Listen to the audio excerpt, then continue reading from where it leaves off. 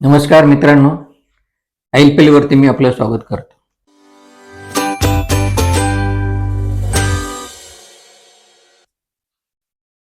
मला काही काही कवी खूप आवडतात. त्यातलेच एक आवडते कवी द.भा. धामनसकर यांचं अलीकडेच 14 ऑगस्ट 2026 रोजी डोंबिवली येथे निधन झालं आणि 95व्या वर्षी त्यांचं निधन झालं. आता कुठलाही कवी गेला की खूपच वाईट वाटतं, पण कवी गेला तरी त्यांची कविता मात्र मागे राहते. त्याच्यामुळे त्याचं अस्तित्व आपल्यासोबत कायमचंच असतं. म्हणून आज मी त्यांना आदरांजली म्हणून त्यांच्या 2 अतिशय सुंदर कविता आपल्या पुढे सादर करतोय. त्यांची 3 पुस्तकं पण आहेत. प्राक्तनाचे संदर्भ, बरेच काही उगवून आलेले आणि भरून आलेले आभाळ, असे त्यांचे 3 काव्यसंग्रह पण आहेत. तर तेही फार सुंदर आहेत. त्यांचे ही जी मी कविता सादर करणार आहे ती तुमच्या माझ्या अनुभवातलीच आहेत. आता मोबाईलमुळे आपल्याजवळ कायम घड्याळ असतात, परंतु प्रत्येक घरामध्ये भिंतीवर एक घड्याळ मात्र असणं आवश्यक असतं. त्या घराला एक शोभा येते आणि जाता येते ते आपण सहज बघत असतो. त्याच्यावरती आपला दिनक्रम चालू असतो, जेवणं, खाणं, झोपणं सगळंच. परंतु कधी कधी हे घड्याळ बंद पडतं बघा. तुम्हाला तो अनुभव आला असेल. आणि हे घड्याळ बंद पडल्यानंतर करू बा दुरुस्त, आज करू उद्या करू असं करत ते बरेच दिवस बंद राहतं. हा अनुभव तुम्हाला मलाही आहे. त्या संदर्भातली एक छानशी कविता नक्की ऐका. भिंतीवरचे बंद घड्याळ. जवळच्या माणसाचे विनाकारण अबोला धरणे, तसे हे भिंतीवरचे घड्याळ. जवळच्या माणसाचे विनाकारण अबोला धरणे, तसे हे भिंतीवरचे बंद घड्याळ. सूर्योदयाची वर्दी नाही, ऑफिसचे स्मरण नाही, जेवणाचे निमंत्रण नाही, सूर्यास्ताची खबर नाही, की झोपी जायचा पूर्वीसारखाच ओझरता संकेत नाही.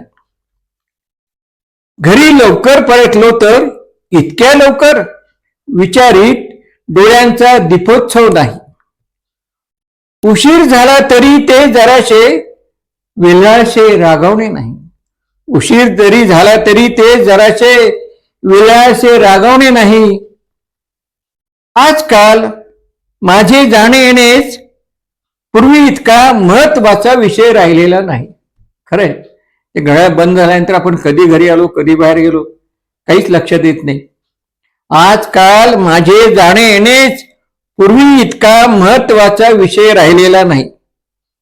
एक कुंद साचले पण घरभर भरून, एक कुंद साचले पण घरभर भरून, आणि मी कमालीचा कासावीस त्याच्या घट्ट अबोल्याने. घरातल्या जिव्हाळ्याच्या माणसाने जसा अबोला धरावा ना, तसे या ठिकाणी ते घड्याळ आपल्याशी अबोला धरून आहे.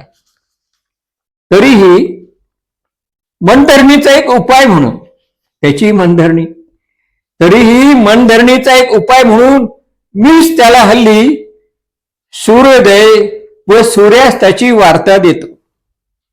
जेवायची वेळ झालीये असेही सांगतो व डोळ्यांच्या कोपऱ्यातून त्याच्या चेहऱ्यावर स्मिताच्या अंगाने जाणारी हालचाल होते का बघ.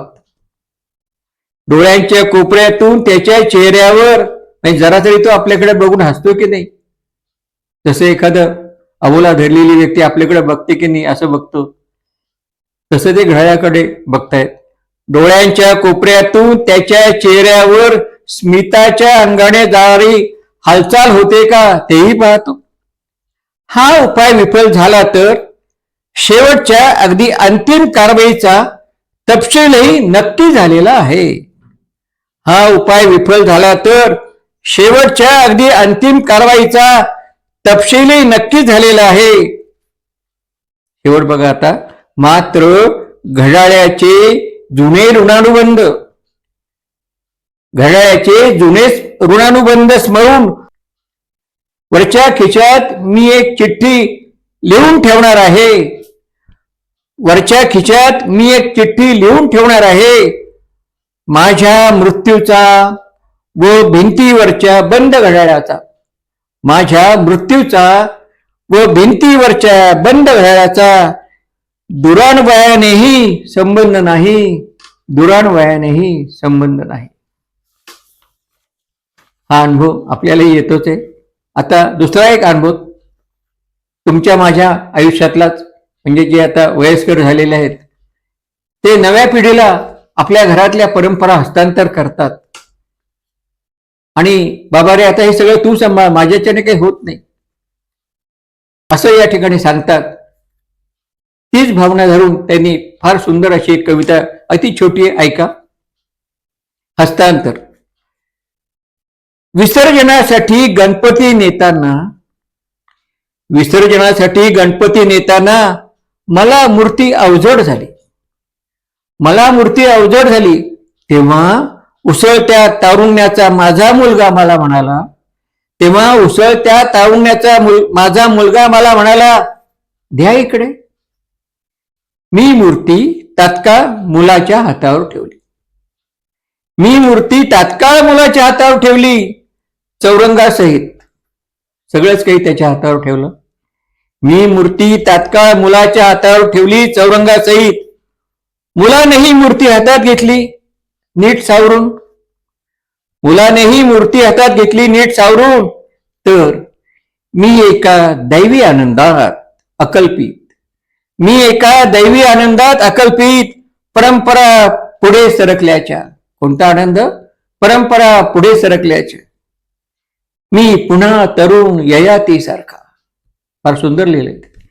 मी पुन्हा तरुण ययाती सारखा, माझा मुलगा जख्ख म्हातारा, माझा मुलगा जख्ख म्हातारा, परंपरेच्या ओझ्याखाली वाकलेला, परंपरेच्या ओझ्याखाली वाकलेला. त्यालाही या परंपरा पुढे न्यायच्याच असतात. तो या परंपरा झेलत झेलत पुढे म्हाताराच होणार आहे. अशा या हस्तांतराच्या परंपरा चालूच राहणार आहेत. फार सुंदर कविता दबांनी या ठिकाणी आपल्या पुढे ठेवलेल्या आहेत. त्यांच्या सगळ्या वाटचालीला विनम्र अभिवादन करतो, त्यांना आदरांजली वाहतो आणि या ठिकाणी थांबतो. आपण जरूर या कविता इतरांना पाठवा अशी विनंती करतो. नमस्कार.